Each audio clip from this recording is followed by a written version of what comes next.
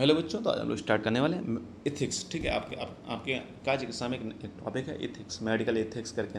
Medical ethics और clinical ethics में deal करेंगे। ठीक है, नॉर्मली इथिक्स एक टॉपिक है। इथिक्स मतलब कैसे व्यवहार करना है। इथिक्स अकॉर्डिंग टू आयुर्वेदा, मतलब अगर आयुर्वेदा के अनुसार इथिक्स को समझें तो चरक शपथ जैसे जब भी कोई चिकित्सा करने के लिए प्रेरित होता है तो उसे चरक शपथ दिलाई जाती है। आजकल तो MBBS में भी दिलाई जा रही है। चरक शपथ का बेसिकली रूल होता है कि हम शपथ लेते हैं कि किसी भी मरीज की अपने स्वार्थ के लिए उसका हानि नहीं करेंगे। ठीक है, यही सारी चीज़ें कि सदा तत्पर रहेंगे, वही चीज़ें बताई गई हैं उसमें।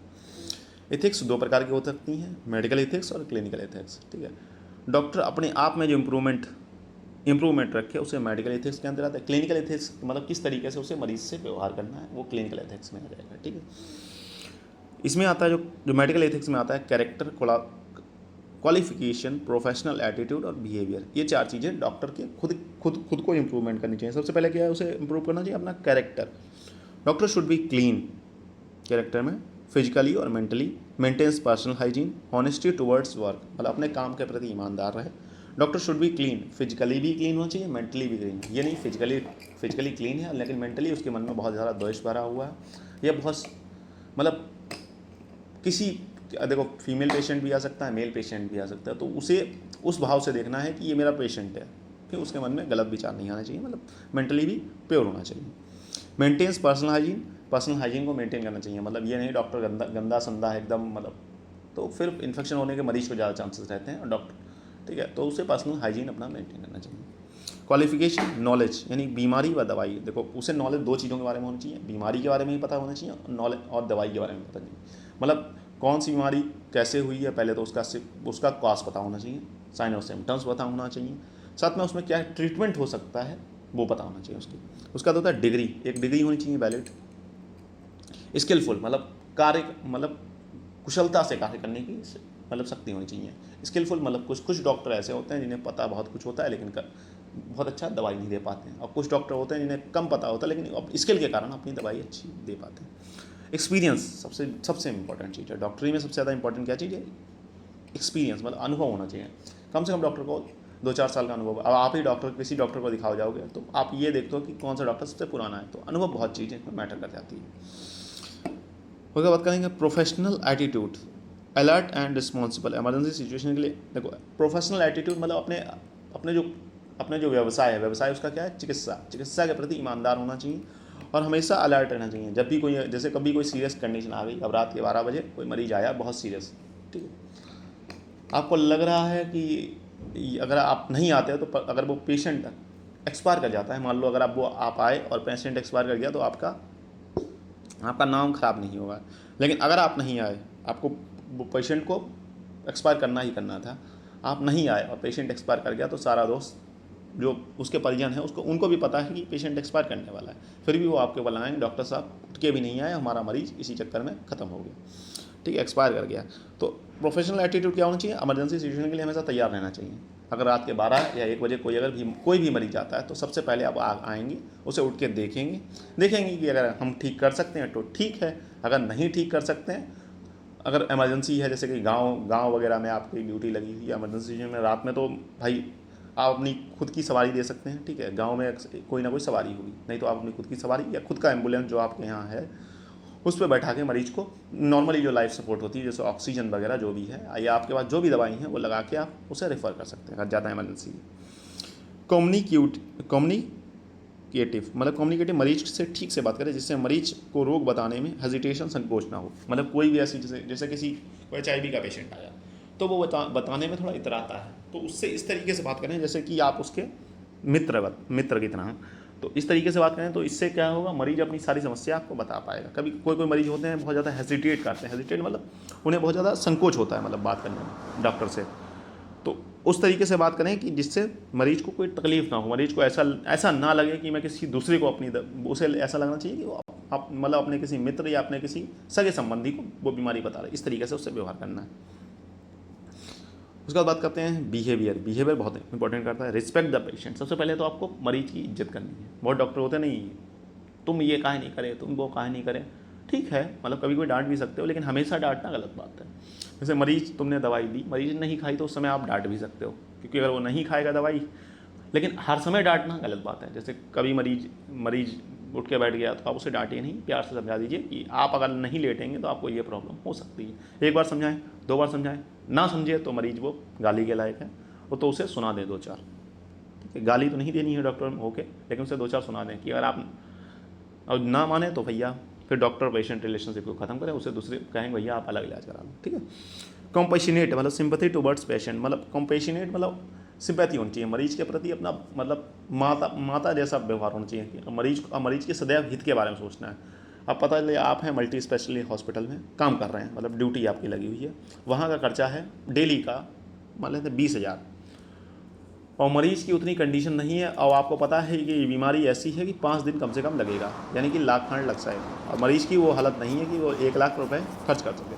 तो आप उससे कह सकते हैं कि आप ये दवाई ले लीजिए, ठीक है, या आप सरकारी अस्पताल में ये डॉक्टर हैं, ये दिखा लीजिए, ठीक है।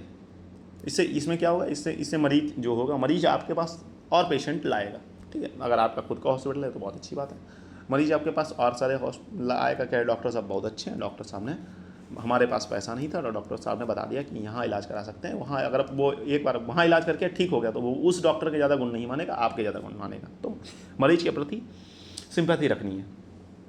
फ्रेंडली नेचर मतलब मरीज से मित्रवत व्यवहार करना है। मित्रवत व्यवहार मतलब फ्रेंड से आराम से बात करनी है। अगर आपको उसका नाम याद रहता है तो 2 महीने बाद आता है आपको उसका नाम याद रहता है, तो वो समझेगा कि मरीज का आपसे कनेक्शन अच्छा हो जाए।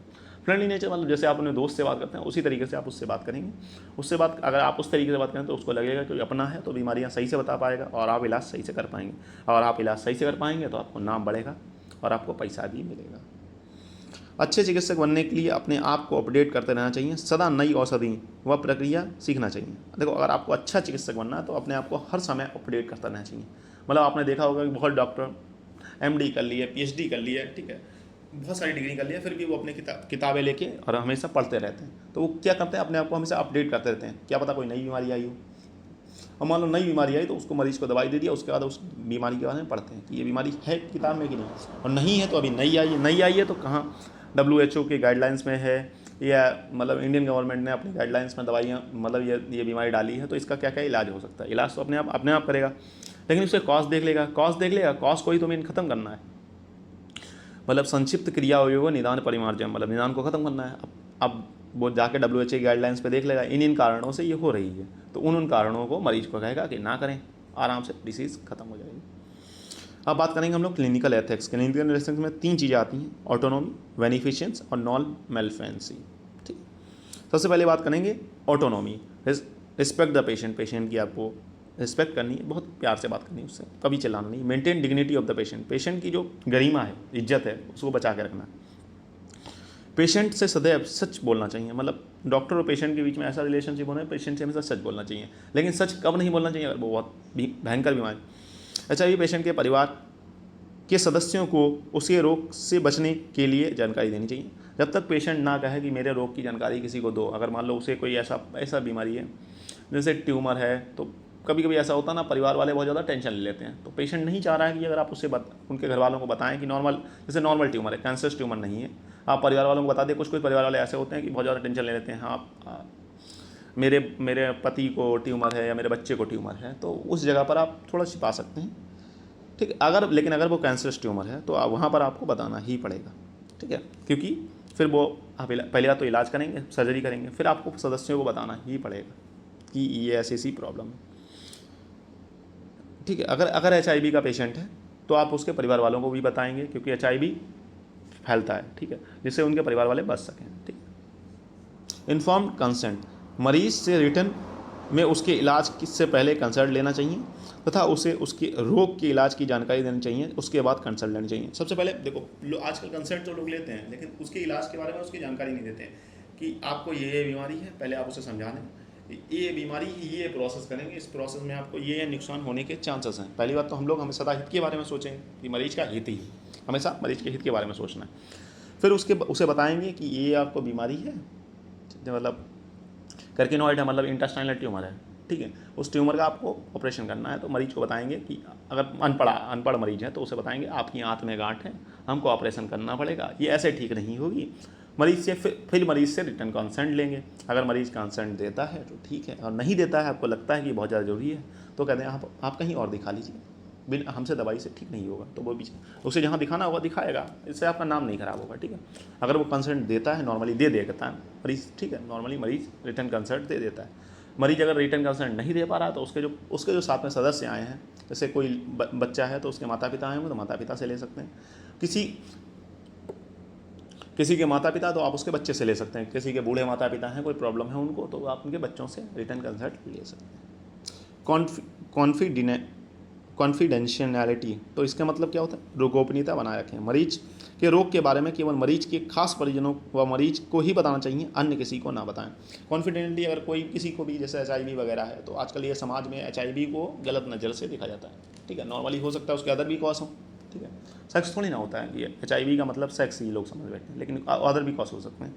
हो सकता है ड्रॉपलेट इन्फेक्शन की वजह से हो गया हो, या किसी वजह से हो गया हो सकता है डॉक्टर ने ही किसी कारण हो गया हो, किसी डॉक्टर ने मतलब जो आजकल क्या होता है, मतलब जो छुआ छाप होते हैं एक ही सिरिंज में 3-4 लोगों को ठोक देते हैं, तो पहले वाले को ठोकी, उसे HIV इन्फेक्शन था, 2 को और कर दिया, अब बेचारा समाज उससे गलत नज़र से देख रहा है और पता चला है वो बहुत सीधा साधा मनुष्य थे। तो कॉन्फिडेंशली बना के रखनी है। जैसे HIV का पेशेंट है तो सिर्फ उसके खास परिजनों को बताएं क्योंकि उन्हें बचना है, और साथ में मरीज को बताएं। बाकी सब जगह गाना नहीं है कि हमारे यहाँ वो HIV का पेशेंट आया था फला, तो वो चीज़ें नहीं करनी चाहिए डॉक्टर के पेशेंट। बेनिफिशियंस क्या होता है, सदा पेशेंट के हित के बारे में सोचकर इलाज करें, मतलब हमेशा पेशेंट के हित के बारे में सोचना है, हमेशा कभी अपने हित के बारे में नहीं सोचना कि हमको पैसा कमाना है या बहुत ज़्यादा, वो आप कमा लोगे जब आप पेशेंट के हित के बारे में सोचोगे, उसके हमेशा अच्छाई के बारे में सोचना। अगर उसके पास पैसा नहीं है तो आप किसी और हॉस्पिटल में रेफ़र कर सकते हैं, अगर उसके पास पैसा है, समृद्ध है परिवार से, तो आप इलाज करिए आराम से, कोई प्रॉब्लम नहीं है। नॉन फेयर पेशेंट को नुकसान नहीं पहुंचाना है, चाहे पेशेंट आपको गाली दे, गलौज करे, कुछ भी करे, ठीक है, कैसे भी करे, लेकिन आपको पेशेंट को कभी भी नुकसान नहीं पहुंचाना है। आप एक डॉक्टर हो, आपको मतलब पेशेंट जो कह रहा है उस समय हो सकता है वो अपनी भावना के आवेश में आके आपको 2-4 शब्द उल्टा सीधा कह दे कि डॉक्टर आपको तमीज़ नहीं, आप सही से इलाज नहीं कर पा रहे हैं। अगर ये कहता है तो आपको अपनी खुन्नस उस मरीज़ पे नहीं निकालनी है। सबसे पहले क्या है, आप उसको नुकसान बिल्कुल नहीं पहुँचाना है, ठीक है। सर्जरी करते समय ध्यान रखें कि दूसरे अंग को क्षति, इंजरी ना हो, मतलब सर्जरी करते समय आपको ये याद रखना है, अगर कोई एक सर्जरी इंटेस्टाइनल सर्जरी करना है तो आपको ये स्टमक में कोई भी इंजरी नहीं होनी चाहिए, ठीक है। पता लगा आप इधर सर्जरी करें, उधर वाले को इंजरी कर दिया तो फिर आगे चल के प्रॉब्लम होगी, ठीक है, ये चीज़ें याद रखनी पड़ेगी।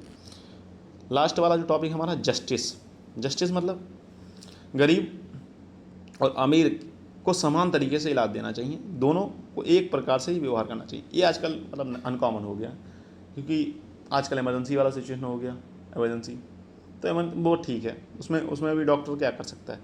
जस्टिस क्या, उससे समान तरीके से इलाज करना। अगर ये नहीं कि भैया आपके यहाँ कोई विधायक जी आ गए तो विधायक जी को आप अलग ट्रीटमेंट कर रहे हैं, और एक सामान्य बैठा हुआ है, मतलब गरीब आदमी बैठा हुआ है इमरजेंसी में, बिल्कुल मतलब अगर आप उसे नहीं देखेंगे तो हो सकता है वो 10-15 मिनट में समाप्त हो जाए। नॉर्मली बैठा हुआ है तो विधायक जी को आए हैं तो देख लीजिए 10-15 मिनट, वो प्रॉब्लम नहीं है। लेकिन अगर कोई इमरजेंसी सिचुएशन बैठी हुई है, वो गरीब है और आप विधायक जी नॉर्मल बुखार है तो आप विधायक जी को देखने चले गए, ये गलत बात है, क्योंकि बेचारे किसी गरीब की जान पे बन। तो उसमें क्या करना है, गरीब और अमीर को एक तरीके से इलाज करना है। अगर जिसका नंबर जैसे लगा हुआ है, आपको ये नहीं देखना है कि अमीर है या गरीब है, ठीक है, उसको जिस तरीके से नंबर लगा उसी तरीके से आपको इलाज करना है। अब यहाँ पर अगर आप आयुर्वेदिक कॉन्सेप्ट में पढ़ेंगे तो अष्टांग संग्रह के अध्याय 2 में और कोटेशन 6 में आपको मिलेगा पुत्रवत समूह 5 में। इसका मतलब अपने जो रोगी है उसे पुत्रवत प्रेम करना चाहिए या पुत्रवत इलाज करना चाहिए, ठीक है बच्चों। चरक विमान अध्याय 8 के 13वें कोटेशन में आपको इसके और सारी चीज़ें मिलेंगी, ठीक है। नॉर्मली मैंने इसका जो भी मॉडर्न था वो आपको एक्सप्लेन कर दिया। अगर आपको आयुर्वेद भी लिखना होगा तो कोटेशन बता दिया है कि कहाँ कहाँ से आपको मिलेगा। अष्टांग संग्रह कोटेशन 2/6 और चरक विमान 8/13 में आपको मिल जाएगा, ठीक है। हो सकता है कोटेशन 1-2 आगे पीछे हो तो 13 की जगह 14 भी हो सकता है, ठीक है। नॉर्मली 8/13 ही होना चाहिए। और इसका जो अष्टांग संग्रह है, ठीक है, अष्टांग संग्रह तो आप लोग पढ़ चुके हैं। अष्टांग संग्रह की 2/6 मिल जाएगा, ठीक है। क्या मिलेगा, पुत्रवत समूह 5 लिखा होगा, मतलब अपने रोगी से पुत्रवत प्रेम करना चाहिए। बाकी रामायण आप लोग खुद बनाने में बहुत माहिर हैं, ठीक है, लिख सकते हैं। ठीक है बच्चों, फिर मिलते हैं नेक्स्ट लेक्चर में, तब तक के लिए हैव अ नाइस डे, पढ़ते रहें।